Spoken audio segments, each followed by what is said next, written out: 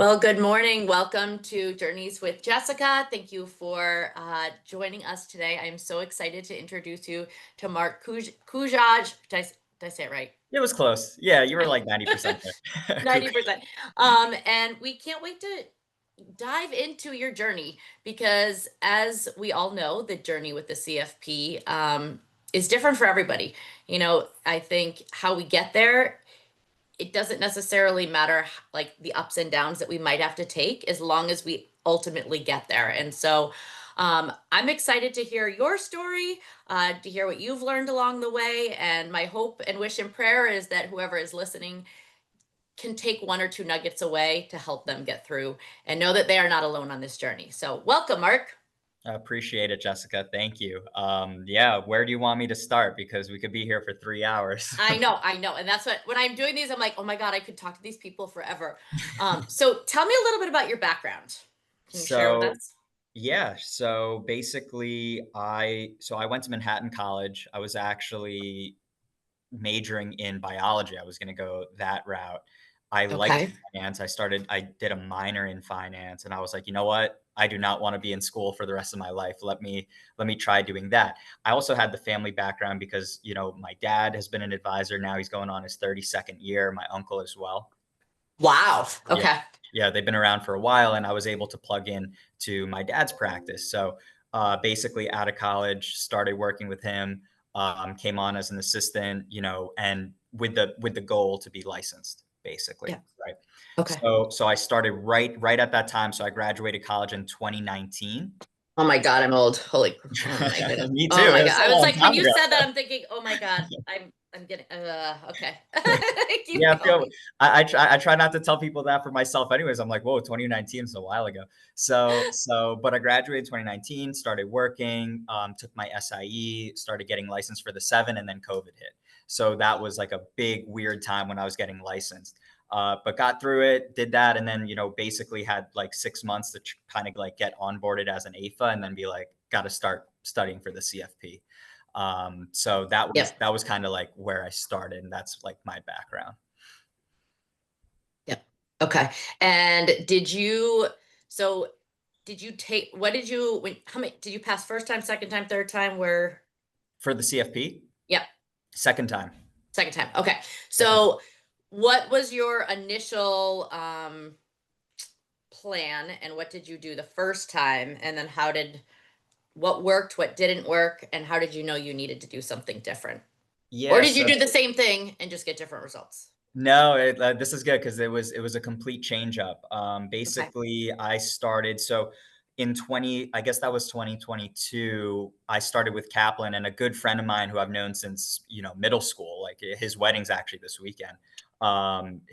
We started studying together, right? So he works Okay. for a firm here as well, for Ameriprise actually, and we started studying together. We used Kaplan. But we were doing everything on our own. Kaplan doesn't really give you much. They give you your question bank. They give Yeah. you, The some book. people, yeah, the book, you get a couple people doing videos here and there. And every once in a while you get a decent instructor. My first one was great. And then all of a sudden it was just like, all right, I'm pretty much doing this on my own. Not a big deal. Thought it'd be Yeah. fun. Got through the licensing exams that way. I could do Yeah. it here too. So that was kind of like the prevailing thought. So I was doing all the question bank, trying to study on my own. I took the exam for the first time in March of 23. Yeah, March of 23. yeah, Okay. March of 23. Yep. Went into it thinking I was okay, not really knowing 100%. I wasn't confident, but I felt confident. And it was totally fake confidence because when I got in, I was like, whoa, this is wild. Like, this is not, this Is is, this English or is this y- another I language? couldn't, I didn't, I was like, how are they asking these questions? It's different from the question bank. It's so much more in depth.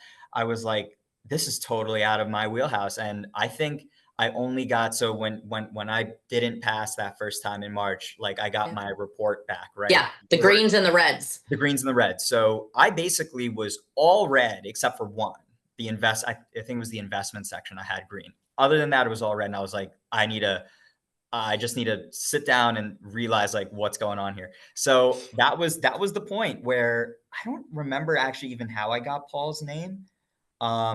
It may have been even just I think I was looking around to do like what the name Danko sound familiar? I think it's Yes. yeah. So Brett Danko. Yes, yes, yes, yes, yes. I did his program. Yeah, so Brett Danko, I was like, someone was telling me about that, and it was like, oh yeah, you know, instead of doing Kaplan, do it with him. And I was looking at what it was, and I'm like, this is like the whole program all over again. I'm like, you know, yeah, I'm gonna get more, you know, one-on-one treatment, but still, it's Yeah. like kind of the same of what I have, and I'm gonna be paying, you know, a lot for it. So I was like, let me see if I could just find someone that could help me. I just need to seek help and someone that could help me like walk through these One on questions.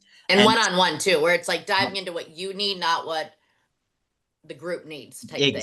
exactly, And that exactly. test taking. I don't know, you know, I feel like with a lot of the programs, and if you haven't had as much experience in the industry either, um, and Brett Denko had said that, like, if you don't have 5 years of experience, the exam is harder because it's, you know, you're not um, ex- dealing with it every day. Right. But what I found is that the a lot of it is with the program's memorization. They're not forcing you because nobody's sitting there over your shoulder asking you questions while you're studying or why is this question right versus tell me why these answers are wrong. So Yeah. you're not completely understanding it for at all levels. And so it's more I felt for I took it 3 times. So the first 2 times it was like trying to memorize. And when you get to the exam, you look and you're like, that's not anything that I've ever seen before Yeah. because you're trying to study it for investment questions or tax questions versus 5 subjects in one question and trying to figure out what are they actually asking me in this question. What you said is exactly what I need and what Paul was able to help me out with, like, to the nth degree, because, like, I was thinking that, like, okay, I can memorize this stuff. I know this stuff. Like, I know the, Mm-hmm. you know, I know the basics. So why can't I get through these questions? And, you know, doing the Kaplan questions, they're pretty black and white. It's like, boom, okay, good. Every once in a while you get one that's more CFP like, but no, Yep. they're black and white. I was doing it with Paul, and Paul's like, "Why are you thinking about it that way? You know, why don't you, you know, this is the process. This is what you need to be looking at." And I was like, "Oh, that opened up the It door." was like a Yeah. Yep. Yep. because you're looking at it from up above. It's like, and Yeah. I remember Paul always saying that, like, look at it from up above. Like, what are they trying to ask you? So it's not just let me read and try to figure out the answer. It's like, okay, zoom out, let's look at the Mhm. whole picture, and then because they give you a lot. I mean, there's lots of information in the question, and it's trying to figure out like what am I answering. Yep. Yeah, like dissecting it. Like you need to go through each Exactly. part and know, okay, they might not actually be asking about this, and use, you know, and being able to actually figure out like how they structure the questions too, was super helpful. So that was a big part in, like, you know, I knew that I was having trouble. I couldn't really do it on my own, and I had a feeling that if I Mhm. tried to do it on my own again, I probably would not pass again, or maybe I'd only get, you know, a little bit farther ahead. So I was like, let Yeah. me seek out that help. And when I met Paul, we talked a little bit. We started out just doing it like week by week, and that kind of like progressed to, you know, I think we did it week by week all the way up until the exam, where we were doing like Okay. twice a week sessions. And I was like, okay, I can really, you know, his question bank. And then I was able to kind of use that as like I got harder questions through Kaplan, or trying to find questions I like through Kaplan. Yeah. That was the winning ticket. And I remember sitting, like, when I went to sit again in November. I mean, of course I'm freaking out, right? Everyone is. We're all Your freaking heart out. rate's just Yeah. like It's like gonna have a heart attack. But I remember sitting, and the first question that came up was one that, it like basically almost word for word, that Paul and I dissected like 3 times. And I was like, I got this. Just from that moment, I was thank you. like, I got this. I know I did, because it was the first time I did it. I was like, oh, I don't have this. Like, I don't know what the hell they're talking about. That time I knew it, and I felt confident all the way through. So yeah, that was the start. That was me seeking out, and, you know, Paul helping at that Yeah. time.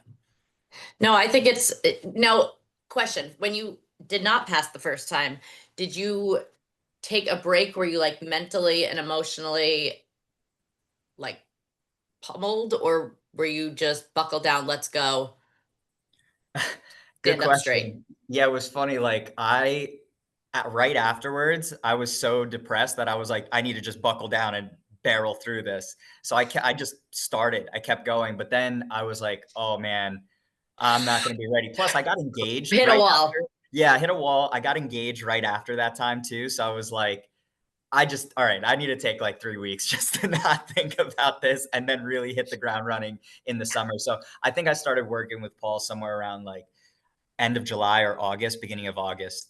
Okay, so August, September, October, November. Okay, so about Yeah, 3 or 4 months. 3 or 4 months. Yeah, Okay. exactly. No, I think they going back to just doing things different than how the roadmap is sometimes laid out. I'm a Yeah. rule follower personally, so when, whether it's Kaplan, Danko, Zahn, say, here's the material, do this, this, this, this, um, I want that to work. Yeah. And for me, I have not always been great at taking tests. I've had testing anxiety. My reading comprehension, sometimes I read things the way I want it to be, not what they're actually asking. And so that did not work as well for me. The second time I tried to do the same darn thing. Yeah. Insanity is doing the same thing over and over again and expecting different results. Yeah. And finally, I realized that it wasn't just about the memorization. It wasn't just about, learning each topic, but almost, this is going to sound crazy, like an exposure therapy to questions where it's like you're doing so many of them that it just Mhm. becomes a normal thing and reading them versus panicking when you get to the questions. Yeah. And I think also mixing things up for me was good, not just focusing on one topic at a time, but more action oriented versus, okay, do 20 questions, read 20 pages, it's like pick topics that I want to focus on every day. And that helped me really understand the depth of the information. Yeah. Yeah. Did you so did when you started then doing the process, were you just it was just Danko first, like you started with Danko and I then did Danko the first 2 times. Um, and the third time when I was working with Paul, it annoyed me so much in the beginning. But I'm so grateful for it now. I kept saying, "So what is my study plan? Like, tell me what should I be doing each day?" And he's like, "Well, I can't tell you that." I'm like, "But I'm paying you to tell me what to do." I got off the first call like almost in tears. I'm like, "This is so dumb. I feel so stupid." It was not pretty. I always say Paul has heard me swearing, seen me cry probably more than most people. Now when I talk to him, I'm always in a good mood. But I, I think not, again, it's what do you need to work on? You have to know yourself because there may be some topics that literally take you watching five-minute YouTube videos to dive down and really get to the core of what it's talking about. And there Mhm. may be other things where you just can do it quickly. And so, reading 10 pages on each of those subjects, one might be great, but the other one you need to go into more detail on. And there's nothing wrong with that. It's like whatever you need in order to get it to click. Yeah. Yep. Yep. Yep. And that's I feel like again, that's a big part with Paul because I remember in the beginning thinking too, like I was thinking it was going to be something different. I was kind of in that mindset of what I saw with Kaplan, that it was going to be like, Yeah. okay, we'll talk a little bit. You show me what you've done in the last week. We'll go through a couple topics in order, this and that, and it'll just be like structured. But I really, really liked how we did, where Paul just had his questions, and I mean, he set that up knowing that that's the best way to go through it, and it Yeah. really was. Like I remember better his question bank and the topics that I learned, the notes I took on that question bank, Yeah. better than anything from the book. Literally better. Like if so, there's times now today that something will Where you come up in see. my job. It's like something about 529s or something about whatever. And I'm thinking about his question bank. But Mark, it's because you dove into each question. I don't know what Yeah. your experience was necessarily, but when I worked with them, it was like, okay, you think the answer is C. Tell me, defend C. Tell me why. I'm like, well, it's Yeah. just the answer. Then you have to dive in. Then once you think you've explained it, he then goes, well, why is A wrong? Why is C Right. wrong? And then Right. you start to second guess and you're like, well, maybe B is wrong then too. And then you change your answer and then you were right all along. So it also Mhm. teaches the confidence, the stick with, your gut and carefully read it and what are they asking for. Mhm. So love his Q bank. I had said to him, I can't get enough questions. He said at the end, you're going to be doing 100 questions a day in the last month. And I thought he was out of his mind. I'm like, there aren't enough questions for me to do. Yeah. And that was absolutely a game changer. Now, another question, did you feel like you hit a wall after studying the first time, in the sense of like, did you take days off? Were you just gung ho every second? I'm working, I'm stressing about studying, or I'm studying. Like, what, how did you handle that? Are you good with your time management? No, I'm terrible with my time management. I I think I procrastinated a little bit too much the first Okay. time, and I also was not really thinking about the depth of what that test would be, thinking back to, like, taking the Series 66 and Series Yeah. 7, which are hard exams, like, don't get me Yeah. like, those are hard exams. I had trouble, studying for those exams too, but you can get through that on your own, like, you could BS a little bit and get through Yeah. that. You Oh can't yeah. BS on the And you CFP. can memorize questions. I feel like Yeah, with the yeah, Series 65, if you do enough questions, you're going to see the same ones on the exam. yep, And it's the best way to describe it is, it is, a foot wide and a mile long, versus the CFP is a mile wide and an inch long. Like, that's it true. covers everything.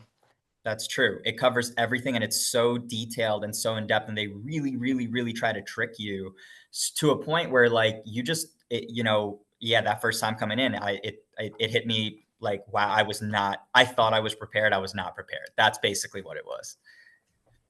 Yep. Then we think we're prepared until we realize after we pass, oh, Yeah. that's what prepared looks Yeah. like. Oh, yeah. Like if I could go tell myself back then what I Oh, had to do goodness. afterwards, I'd be like, yeah, you're an idiot. Like, you shouldn't have even taken the test at that time. And I will say, anybody that is listening, if it's your first time taking it, your second, whatever it is, take a moment to think about, like, what does actually going all in mean? And it may not mean time wise, because for me, I felt like I studied 24/7 the first two attempts, because I was thinking about it 24/7, worrying about it 24/7, maybe studying 24/7, but not productive studying. Yeah. Where Paul had told me in the beginning, like, you need to take one weekend day off a week. Hmm. I Hmm. did not listen appropriately in the beginning. We would be tutoring on a Sunday morning, and he's like, "So what's your day off?" I go, "Well, today's the day off." He goes, "But we're studying right now." I go, "Oh no, this is just the tutoring. This isn't studying." Right. And then it hit me. I mean, after the third attempt, you're exhausted by the end. Like, you have to recharge. And I've got three Mhm. young boys under the age of 10, Wow. and a husband, and sports, and all, working, all that. And I didn't think that I possibly could take a day off. Mhm. Mhm. As soon as I did, it was a game changer. Yeah. Because then there's not, like, let's say I was going to take my Sunday off. Saturday at 3 o'clock, I was done until Monday morning. So I could be present and actually enjoy the time and not be worried. Mhm. So I Mhm. think that's another, like, knowing what your body needs and listening to it. Yeah. No, I'm glad you brought it because like the recharge is so helpful. And that was something Paul really did point out too. It was like, hey, why are you, I was thinking about it all the time and trying to study as much as I could, but why? You're not none of that is coming through. You need to really make that time matter. Yeah. Because it's getting the concepts. And that's the big thing. Like I don't think people really realize too, unless they're really doing it, like studying for a CFP or CFA or a CPA exam or the bar. Yeah. Like we're all working. We all have lives, like kids, Yeah. family. You know, you have to fit this. You have to Other find stressors. it in. Yeah, like dude, there was times too, like with me, like nowhere close to you. You have kids. I don't have kids, but at that time, I mean, there was days I was working 12 hours, and then I got to go study for 4 hours. Yeah. Like you It's can't. You're not getting it through. You know, There's it's no option. Like, it is you just have to painful. find a way. Like, I would get up. Yeah, I'm painful. terrible at nighttime. I'm exhausted. I always say my day is 3 days, from the time I get up till the kids are at school, work day, and then from the time they come home hangry, world coming to an end, until they're in bed. Mhm. I'm toast at that point. So I would get up at 4:30 in the morning, and that's Yeah, literally what worked. Now I'm yeah. like, what the heck? But You got to do sleep, it. food, like the right food, not drinking much, taking care of your body, like, nothing else. If it's not helping you in those areas, it's got to go away for a little bit. I did the same thing, Jessica, and Paul and I had a really funny conversation. Like we did all of most of our meetings in the morning or early afternoon. So like I would do the same, like wake up at 5 o'clock, we meet at like 5:30, 6 o'clock, whatever it is, Yep. or 8 o'clock in the morning, whatever.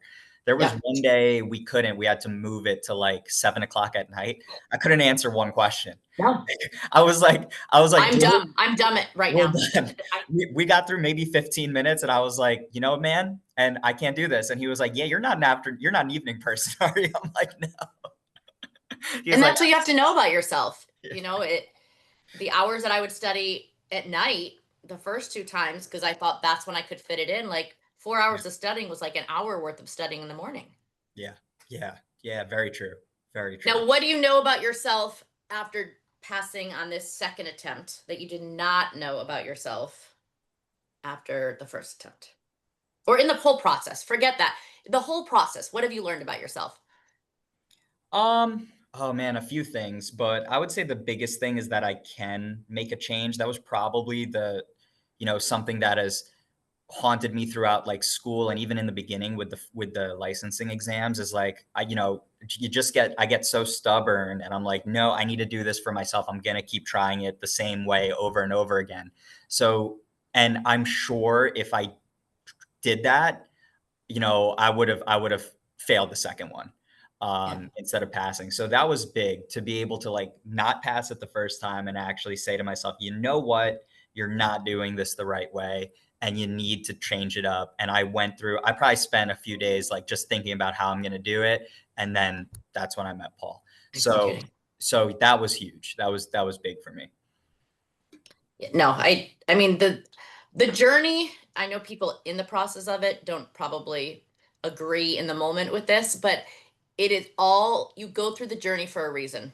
It Hmm. that's some people pass first time, great. Other people two, three, four, five times. But when you get there, it is so worth it. And it is like what you will just fly out of there.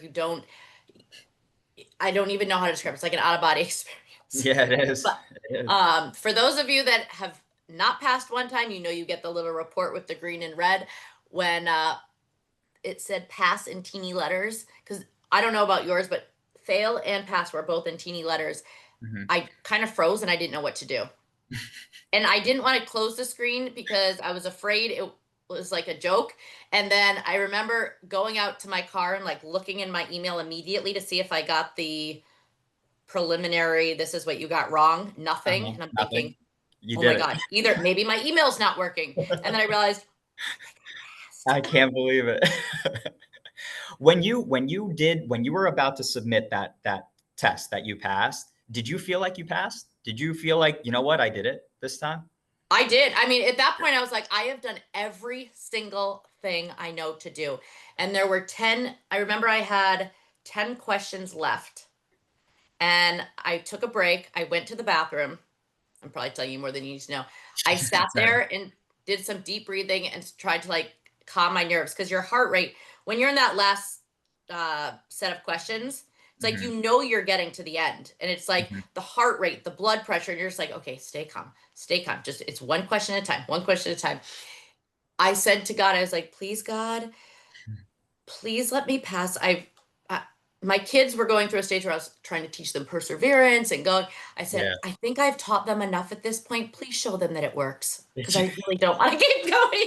I love It's like that. I've I love done that. everything. Yeah. I had done absolutely everything, and I was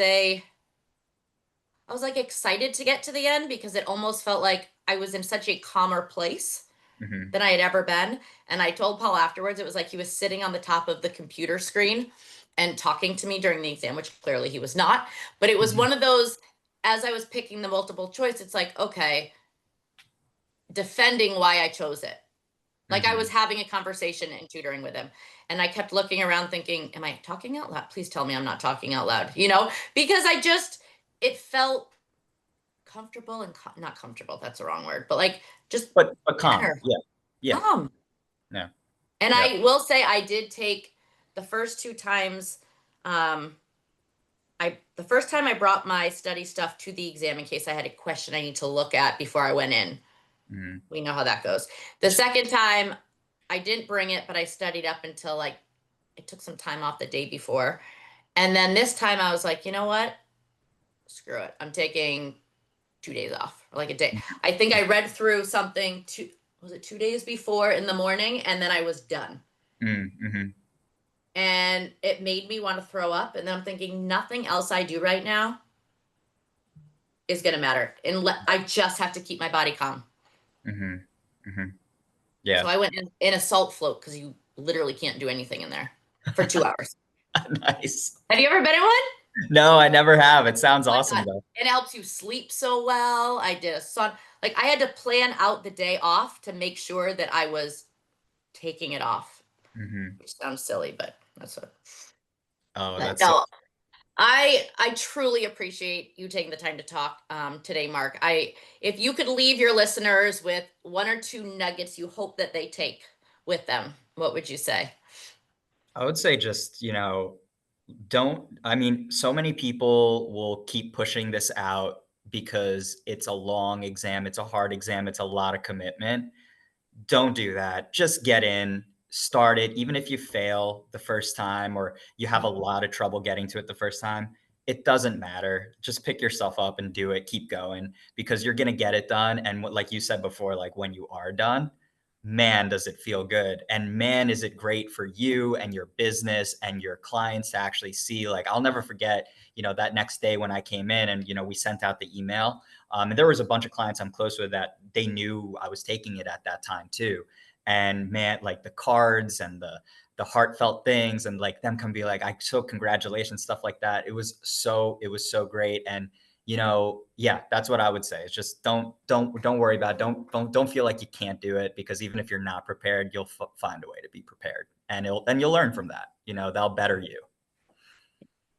Well, thank you. I appreciate you. And good luck to everybody that is in this journey. You will get there. Keep your head down, keep your blinders on, and know that you are not alone. We have all been there, and there is a light at the end of the tunnel. There Have you a good go. one. Thanks, Jess.